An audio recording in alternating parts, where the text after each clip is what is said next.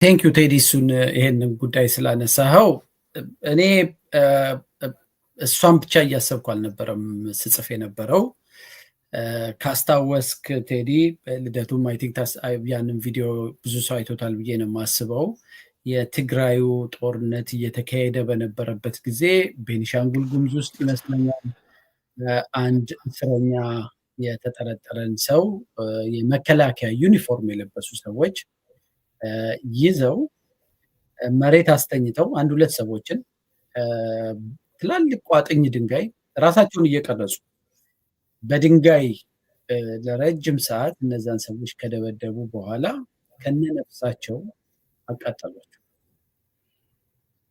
እና በጣም ነው የደነገጥኩት። ከዛ በኋላ ብዙ በመከላከያ ሰራዊት ዩኒፎርም በለበሱ ሚሊሻዎች ትግራይ ውስጥም አማራ ክልልም ኦሮሚያ ክልልም እንዲህ አይነት ተመሳሳይ ነገሮች ሲፈጸሙ ወደ አይምሮ ውስጥ የመጣው ነገር ያገዛዝ ስርዓቱ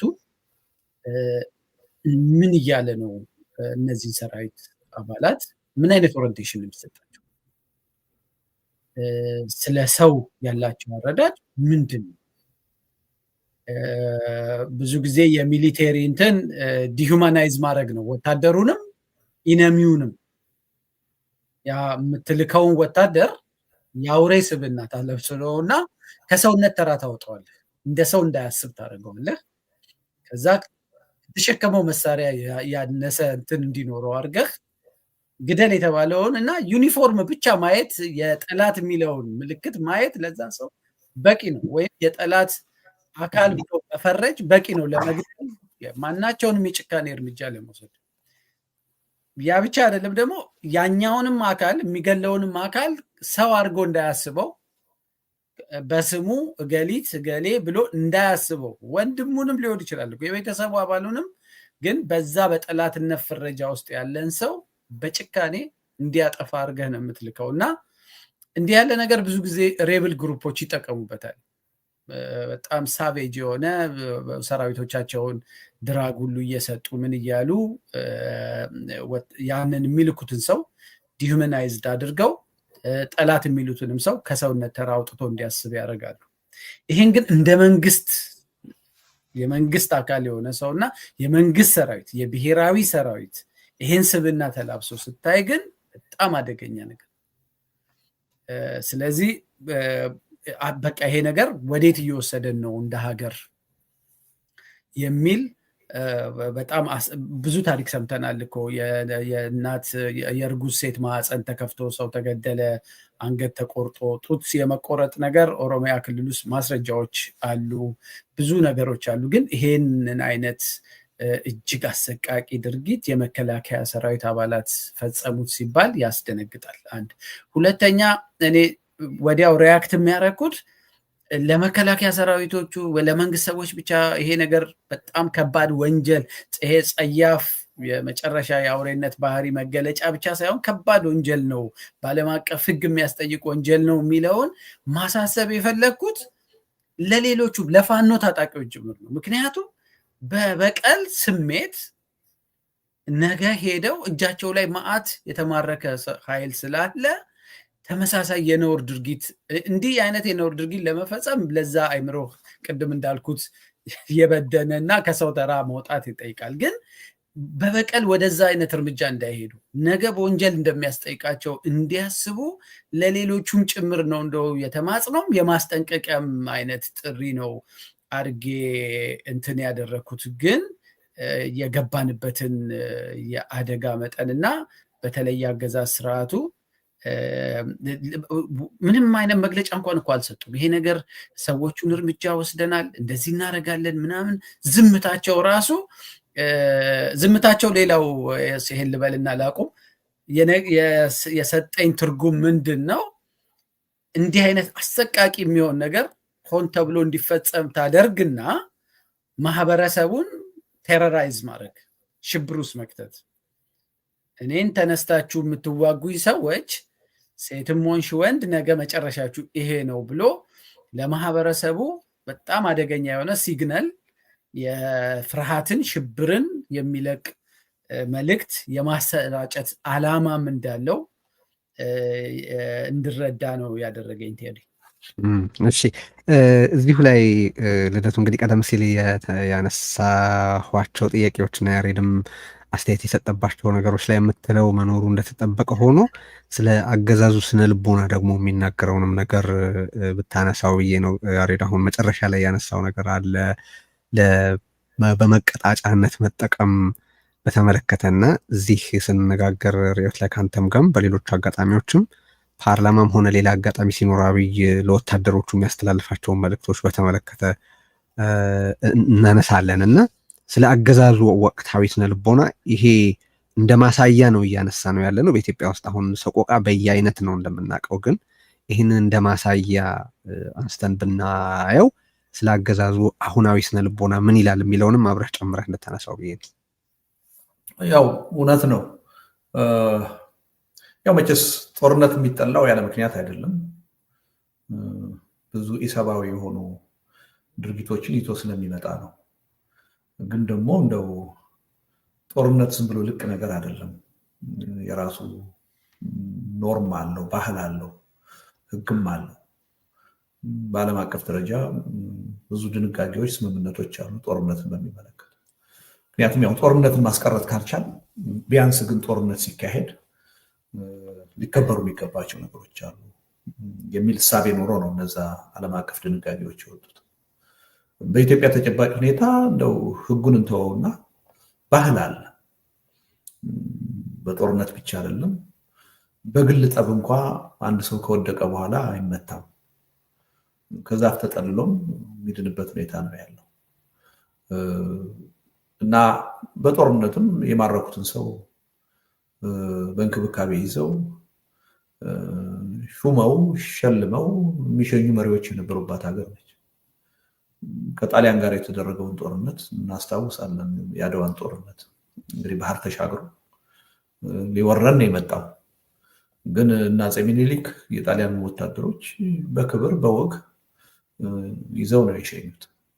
እና እንደው ህጉን እንተወውና የዓለም አቀፉን ህግ ልምድም አለ፣ ባህልም አለ፣ በጣም ህብረተሰባዊ የሆነ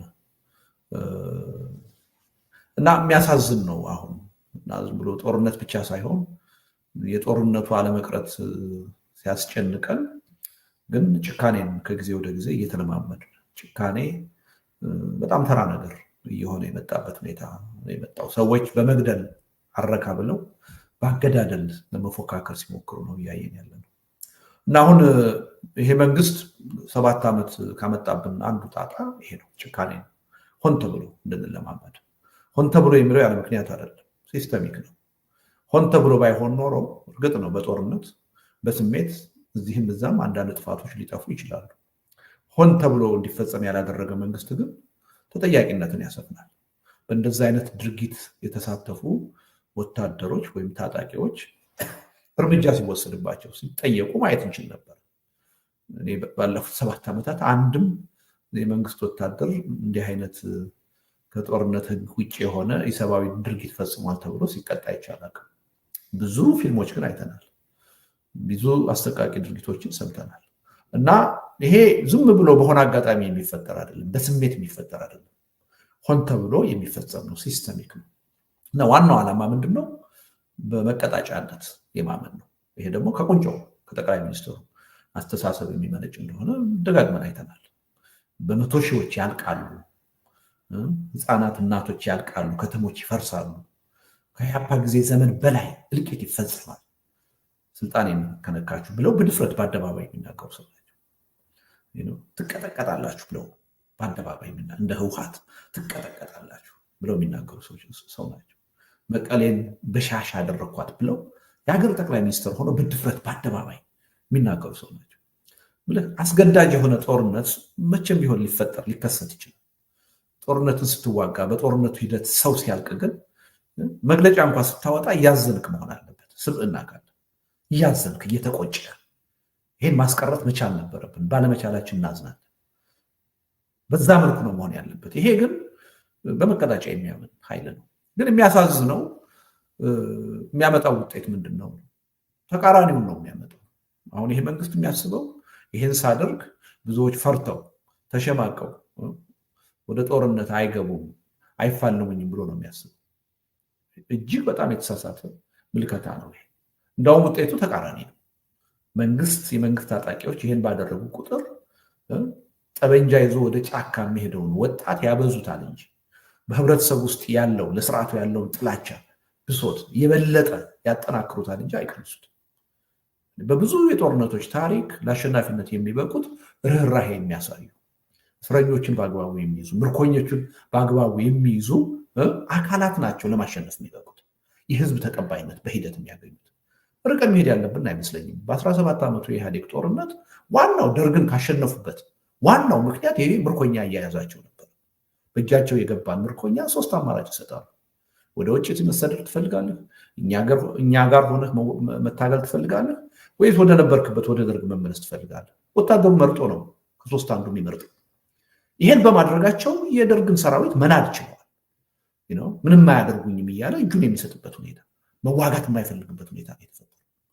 ጨካኝ በሆንክ ቁጥር ግን የትም አትደርስም።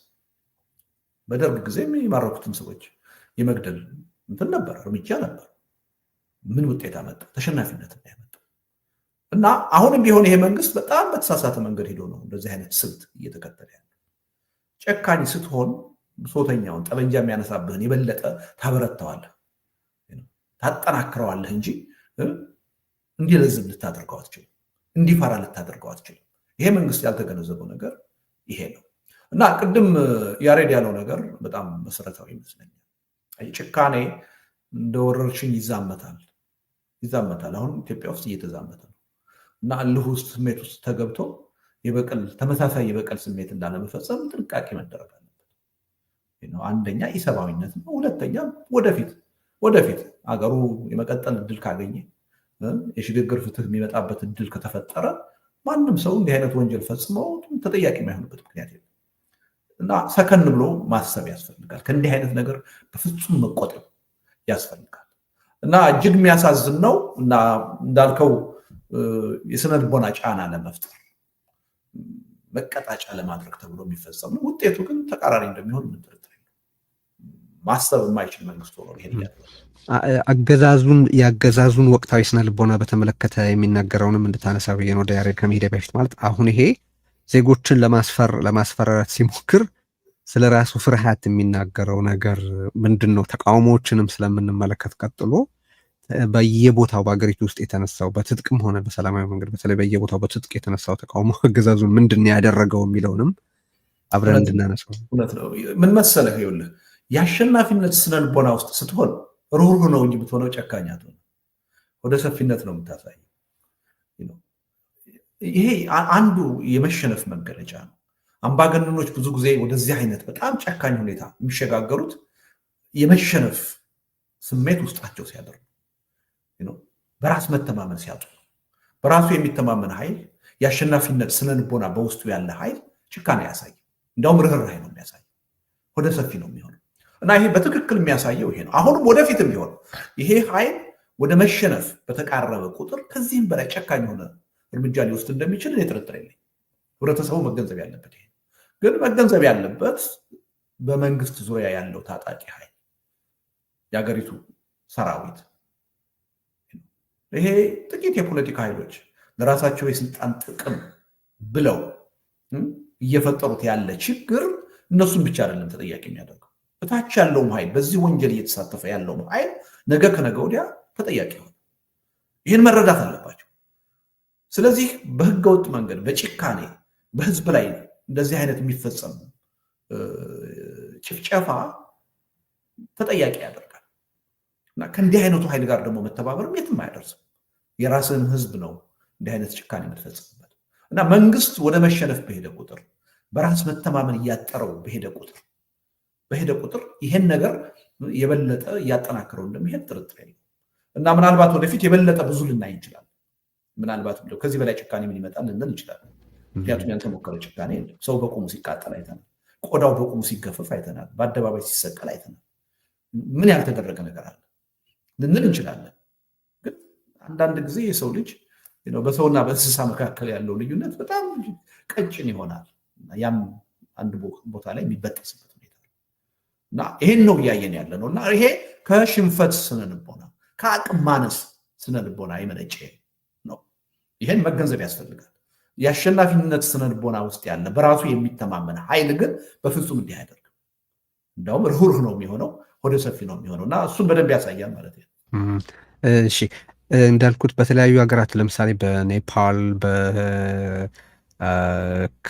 ከተካሄደ የተወሰነ ጊዜ ቢያልፍም እና በተወሰነ ጊዜ ብቅ ጥልቅ ቢልም በኬንያ ውስጥ የነበረውና ያለው ህዝባዊ ተቃውሞ፣ በማዳጋስካር ያለው ተቃውሞ፣ በሌሎችም ቦታዎች ሞሮኮ ላይ ብቅ ብሎ የነበረው ተቃውሞ፣ ይሄ ጄንዚ የተባለው ትውልድ እያካሄዳቸው ያለውትን ተቃውሞዎች ሁሉ እንመለከታለን በዛሬው ውይይታችን እና ምንድን ነው አንድ የህዝብ ተቃውሞ ለስኬት የሚያበቃው ምንስ ነው የሚያሰጋው የሚለውንም ስለምንጠይቅ ግን አሁን እዚህ ጋር ግን ከተቃዋሚው ህብረተሰብ በኩል ከማየታችን በፊት ከአገዛዙ በኩል ያለውን የተወሰነ ማየት እንቀጥልና ያሬድ የአምባገነን ስነ ልቦናን በተመለከተ አሁን የምትመለከተውን ነገር የተወሰነ ነገር እንድትልበት ፈልጌ ነው። ለምን በአብይ አህመድ አገዛዝ በኩል አሁን በየአይነቱ ነው ሲግናል የሚለቀቀው። በአንድ በኩል ቅጥ ያጣ እብሪት ዲስፕሌይ ለማድረግ ይሞክራሉ። በሌላ በኩል ደግሞ ባንዳዎች ተባበሩብን፣ ባዳዎች እንዲህ ያደረጉን ወደ ተረፈ የሚል ለቅሶም አብረው አለው። ማለት ለቅሶና ቀረርቶ የተቀላቀለበት ነገር ነው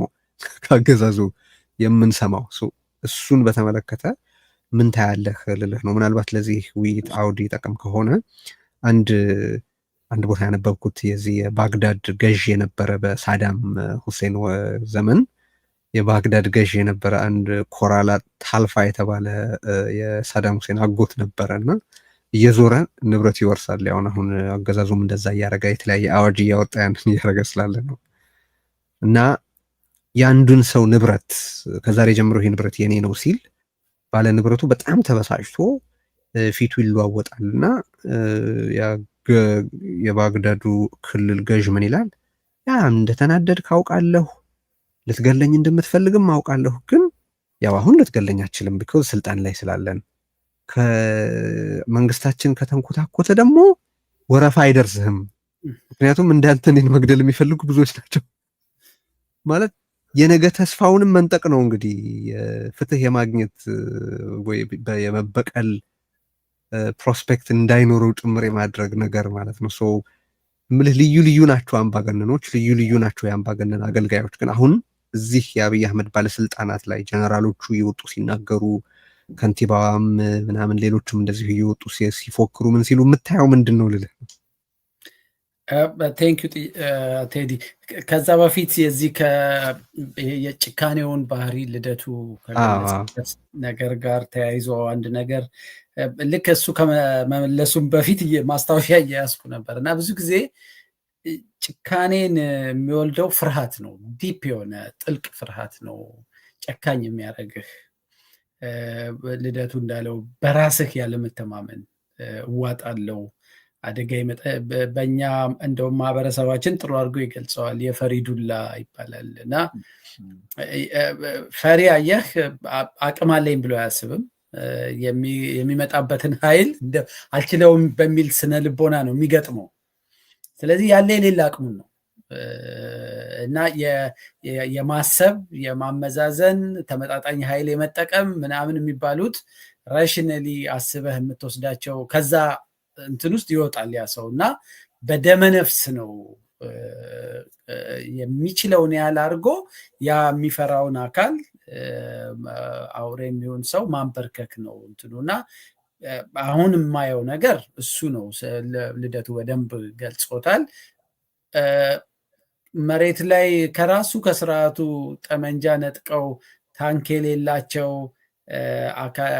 የተደራጁ ቡድኖች የሚወጉት መንግስት ከፍርሃቱ የመነጨ ድሮን ሲጠቀም ራሱ ታርጌት የሚያደርጋቸው ቦታዎችን ካየህ ትምህርት ቤቶች፣ ተቋማት፣ የሃይማኖት ቦታዎች በአብዛኛው የመንግስት የድሮን ጥቃት የተጎዱት በጦርነት ውስጥ ቀጥተኛ ተሳትፎ የሌላቸው ሲቪሊያኖች ናቸው። የሰንበት ተማሪዎች ከቤተ ክርስቲያን ሲወጡ የተረሸኑት እንዳልታጠቁ ያውቃሉ እና የፍርሃት ዱላ ነው አሁን የአገዛዝ ስርዓቱ እየተጠቀመ ያለው። ወደ ዋናው ጥያቄ ስመጣ ብዙ አይነት ቅድም አምባገነንም ሆነው ርህራሄ ያላቸው አምባገነኖች አሉና አሁን በአምባገነኖች መካከል ነው ንጽጽርም እየሰራን ያለ ነው። አንዳንዴ ጥሩ አምባገነንም ማግኘት ለካ መታደል ነው። እኔ ህወሓትን ለረጅም ዓመት የዲሞክራሲያዊ መብትን ይጥሳል፣ ሰብአዊ መብት ይጥሳል እያልኩ ስታገል ቆይቼ አሁን ደግሞ ቆም ብዬ እነዛ ሰዎች እንዴት ሩህሩህ አምባገነኖች ነበሩ እንድል የሚያስብል ትንሽ የሞራልም የእድገትም የአንዳንድ ነገሮች ያዝ የሚያደርጉትና እንደሚያሸንፍ ሲያቅ ዱላውንም በቅጡ የሚያደርግ አምባገነን አለ። አላማው በቃ ሰሚት አድርገህ እንድትኖር ነው። ይሄኛው ግን ጠራርጎ የማጥፋት አይነት ደረጃ ላይ የምትደርሰው አሁን በተለይ ብልጽግና ያለበት ሁኔታ ጥልቅ የሆነ ፍርሃት ውስጥ ስትዋጥና በቃ ይሄ ፍሬን የበጠሰ መኪና 1-2 ዓመት ሆኖኛል። ጠቅላይ ሚኒስትሩን ቀጥታ ቢመለከት ጽሁፍ ነበር የጻፍኩትና ጠቅላይ ሚኒስትር አብይን አይ ቲንክ 3 ዓመት እንደዚህ ይሄ አዲስ አበባ ሲኖትራክ በቃ አደጋ በማምጣት ነው የሚታወቀው እና ወጣቶች ናቸው ደግሞ የሚነዱት ብዙ የመንዳት ልምድ ራሱ ብዙ የሌላቸው ናቸው እና መኪናው በራሱ የራሱ ችግር አለበት። ጠቅላይ ሚኒስትሩ ጭልጥ ባለ ቁልቁለት መንገድ ላይ ፍሬን የበጠሰ ሲኖትራክ የሚነዳ ሰው አይነት ባህሪ ነው የማይበት። ያገኘውን እየጠረማመሰ መቆሚያው የቱ ጋር እንደሆነ አያውቀውም። ሰው ሊገል ይችላል፣ ሀገር ሊያወድም ይችላል፣ ንብረት ሊያወድም ይችላል። ግን እንደዛ አይነት አደጋ ውስጥ እየመጣ ነው። ኦልሞስት 3 ዓመት ነው እንደዛ እንትን ያደረገው እና ያን መጠረማመስ ነው አሁን የምታየው በጠቅላይ ሚኒስትሩ ባህሪ ላይ ራሱ። ካስታወስክ ቴዲ ፓርላማ ውስጥ የተናገረው ነገር በሴቶች ላይ የሚደርሰውን ጥቃት የሰራበት ንጽጽር ማንም የሰው ዘር ሲሰማው ሰው የሆነ ሰው እንዴት ሊደነግጥ እንደሚችል እና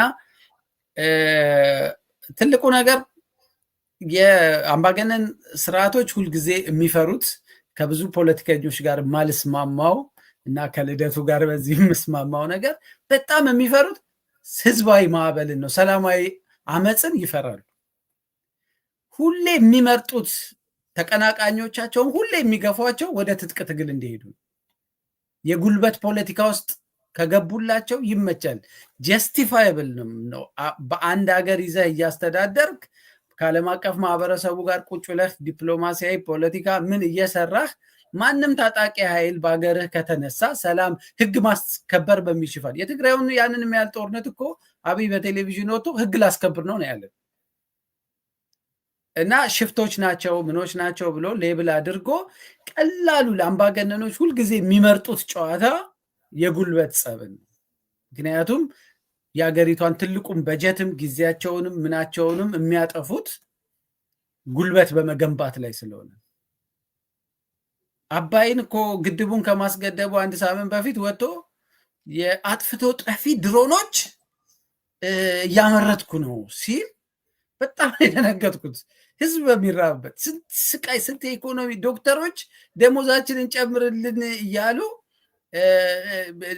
ድሮንን በጣም የድሮን ትራውማ በሚያሰቃየው ህዝብ ላይ ጭራሽ አጥፍተው ሌስ ኮስት የሆነው እየመጡ በየመንደሩ ላያችሁ ላይ ማንጠባጠብ እችላለሁ አይነት መልእክት ያለው ድሮን እያመረትኩ ነው ሲልህ ሙሉ ትኩረቱ ኃይል ግንባታ ላይ ነው። ሁላችንም ተሰባስበን ጫካ ብንገባ ደስታው የሚፈራውና ሊቋቋመው የማይችለው የአዲስ አበባ ህዝብ ግልብጥ ብሎ ወጥቶ በየክልሉ በሁሉም ከተሞች ግልብጥ ብሎ ሰው አደባባይ ቢወጣ ሰላማዊ ትግል ቢጀመር እየገደልክ መቀጠል አትችልም። የዓለም አቀፍ ማህበረሰቡም ዝምታውን ይሰብራል። አደጋ ውስጥ ነው የምትቆመው። መቋቋም አብረው የሚደግፉትም ሰዎች አብረው አይቆሙም። አደጋ ውስጥ ነው የምትቆመው። ስለዚህ ይሄን አሁን የሚያሳየው የጭካኔ እርምጃው ምናምን ሁሉ የበቀል ጦርነቱ እንዲስፋፋ ይፈልጋል። አብይን ሁሌ የምንፈርጀው በግጭት አውድ ነው አገሪቷን ማስተዳደር የሚፈልገው። ምክንያቱም ይሄኛውን ትግል አይችለውም። የመጣ ቀን ሰዎች እንደውም ልደቱ 48 ቀን ምናምን አልክ ብለው ይደመማሉ።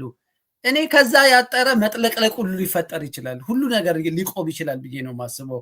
የእኔ የተጋነነ ሊሆን ይችላል። እንደውም ከልደቱ እሱ ቀን አይምጣ እንጂ ልክ እኮ ኔፓል 48 ቀን አልፈጀባቸውም። እዚሁ ማዳጋስካር 2 ሳምንት አልሞላውም ስርዓቱን ከመቀመጫው መንግለው ሲጥሉት፣ እንደውም ልደቱ አረዘመብን 48 ቀን። ምክንያቱም የመከራው መጠን ኢትዮጵያ ውስጥ ምንም ኮምፓረብል አይደለም ከእነዚህ ሀገሮች ጋር። በህዝብ ቁጥርም ያየን ከሆነ ኢትዮጵያ ውስጥ ያለው የጄንዚ ቁጥር ከማዳጋስካርም ከኔፓልም ህዝብ ቁጥር ሊበልጥ ይችላል፣ ጄንዚው ብቻ። ስለዚህ ለአገዛዝ ስርዓቱ አመች የሚሆነው ነገር በየቀኑ የኢትዮጵያን ህዝብ ወደ ጦርነት፣ ወደ ግጭት፣ ወጣቱ በቃ ወደ ጫካ እንዲገባ መግፋትና እሱ ጊዜ ይሰጣል። አየህ ሽኔ 1-5 ዓመት ሲዋጋ ቆይቷል። ሰፊውን የኦሮሞ ወጣት ይዞ ፋኖ ይኸው ወደ 3 ዓመት እየተጠጋ ነው። ይሄ ጦርነት ከቀጠለ 3-4 ዓመት ይሰጣል፣ ምንም ችግር የለም። ይሄኛውን ግን አይችሉትም። ስለዚህ የጭካኔው ዱላ የበለጠ እየጠነከረ የሚመጣበት ምክንያት ብቸኛው የመፋለሚያ ሜዳ ጦርነትና ጠመንጃ ብቻ እንደሚሆን ስለሚፈልጉ ቅድም ልደቱ እንዳለው ብዙ የጭካኔ እርምጃዎች ከዚህ በኋላ